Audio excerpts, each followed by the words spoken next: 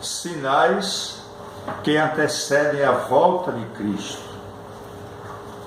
Uma abordagem conforme encontramos em Mateus 24, 3 a 8 e 11 a 14.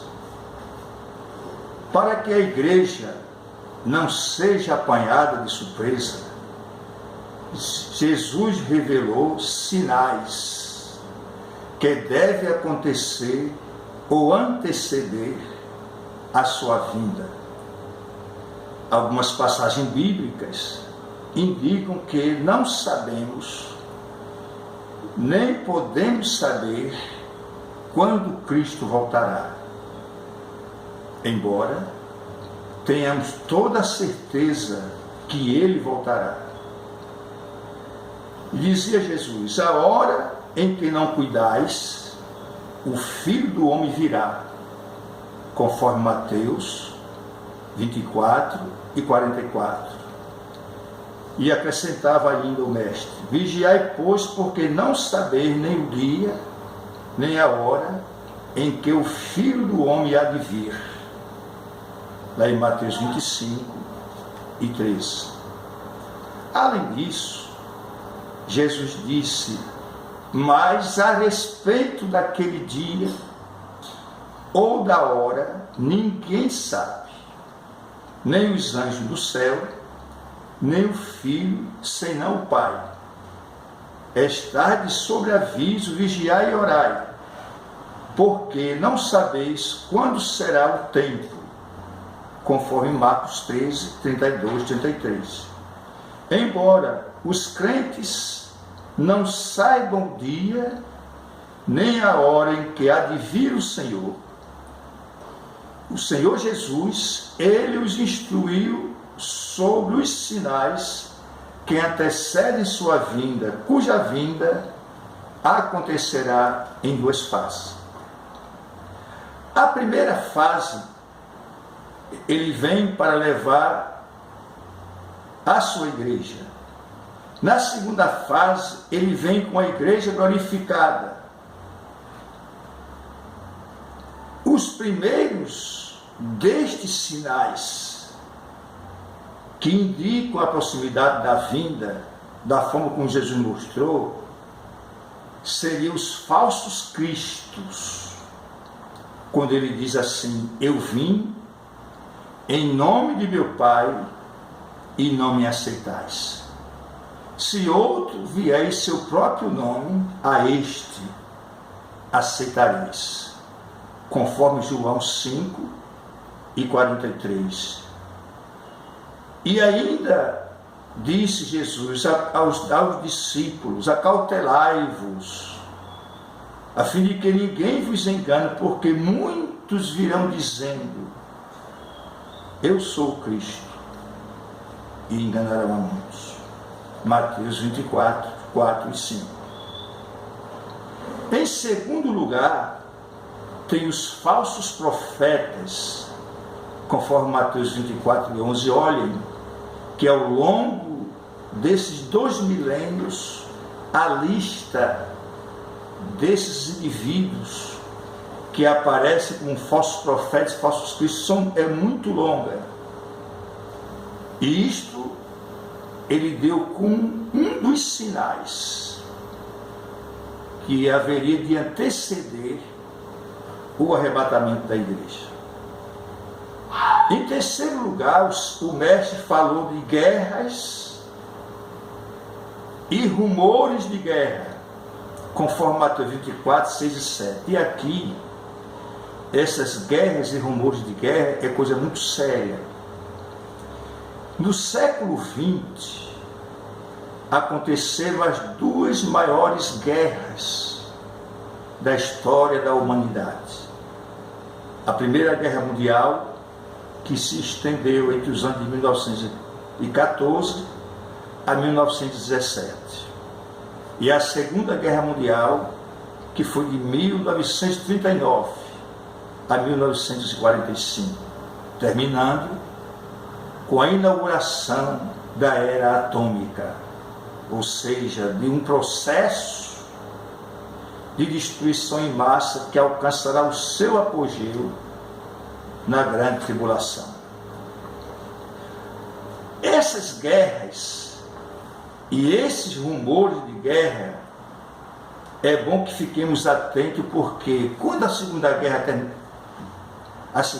Mundial terminou, que aparentemente o mundo entraria em paz, e até que, em certo sentido, houve uma rápida paz em alguma parte do mundo, eclodiu a guerra da Coreia, onde aquela península foi dividida em duas nações, Coreia do Norte e Coreia do Sul, e ali levou alguns anos de guerra, nunca sendo assinado algum termo que pusesse fim àquele conflito na península coreana, ficando em aberto, podendo a qualquer momento surgir uma nova eclosão, porque as nações daquele entorno são extremamente bem armadas e preparadas, digamos assim, para o Armagedon.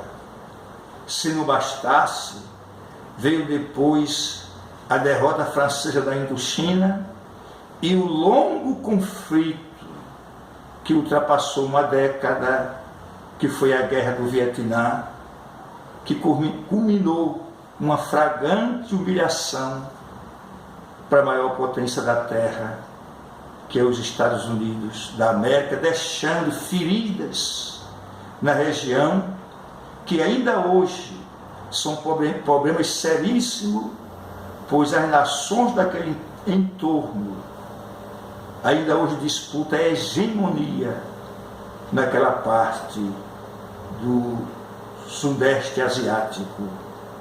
Portanto, quando a palavra diz guerra e rumores de guerra, isso mostra bem claro a situação que está vivendo. E por que não falarmos um pouco do que acontece hoje no Oriente Próximo? Das guerras entre Israel e seus vizinhos, sempre com vitória esmagadora, louvado seja Deus por isto, para a parte de Israel. Ultimamente, tem os conflitos na Síria, no Iraque, ali em aquela parte da Turquia, que movimenta o mundo, e recentemente eclodiu uma crise entre as duas maiores potências regionais, deixando Israel ao lado, que são islâmica, que é a Arábia Saudita, e o Irã dos Ayatolás, que uns são sunitas e outros xiitas, inimigos fidagais, desde os princípios, desde o início, desde o surgimento do Islã e da sua doutrina. Um quinto sinal desse arrebatamento, para nos alertar, seria a apostasia. Isto é, apostasia é quando uma pessoa fiel a determinados princípios bíblicos, ele larga esses princípios de forma deliberada para seguir um ensino muitas vezes diabólico e anticristão. Um sexto sinal é um avivamento de milagres, sem a marca da autenticidade, que é o nome de Jesus. Pois, para que o milagre possa ser aceito como sendo de natureza divina, é importante que os senhores, senhoras, senhoritas, todos aqueles que me ouvem, através da rede mundial de computadores, entendam isso. Se não forem esses sinais, essas curas efetuadas em nome do Senhor Jesus Cristo, sem nenhum proveito pessoal pelaquele a quem Deus está usando, não é milagre divino.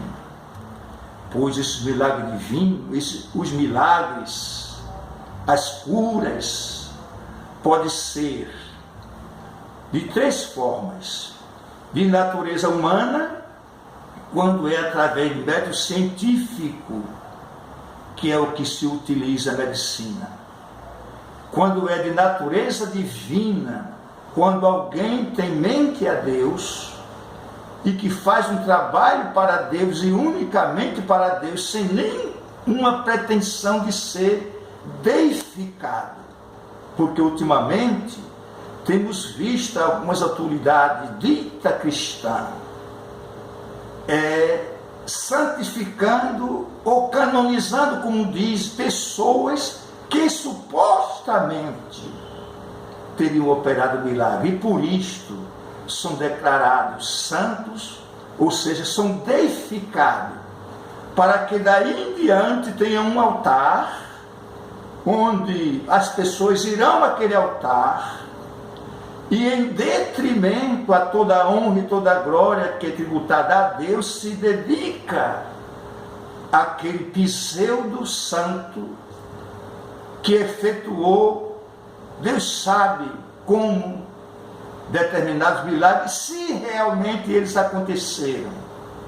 Pois bem, mas é uma forma de engano, e é uma forma de manter um certo avivamento, através de ídolos, de imagem de escultura e deificação de pessoas, seja José, Maria, Francisco, Pedro, Joaquim, sei lá.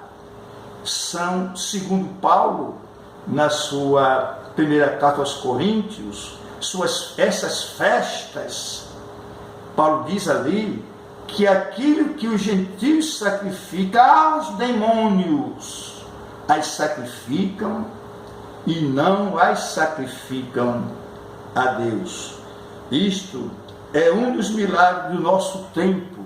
Existem aqueles milagres que as pessoas fazem dizendo receber o espírito de determinada pessoa, muitas vezes médicos ou etc., que viveram no passado, como se isto fosse possível, pois a Bíblia diz que o homem está determinado a morrer uma vez, vindo depois disto o juízo. Só há um meio de quem já morreu, ressurgiu outra vez, havia outra vez, e através da ressurreição, ou para a vida no fim dos tempos, ou para a condenação eterna. De outra forma, são espíritos alienígenas que vêm e enganam as pessoas, dizendo-se ser A, B ou C, e leva milhões e milhões a aceitarem aqueles milagres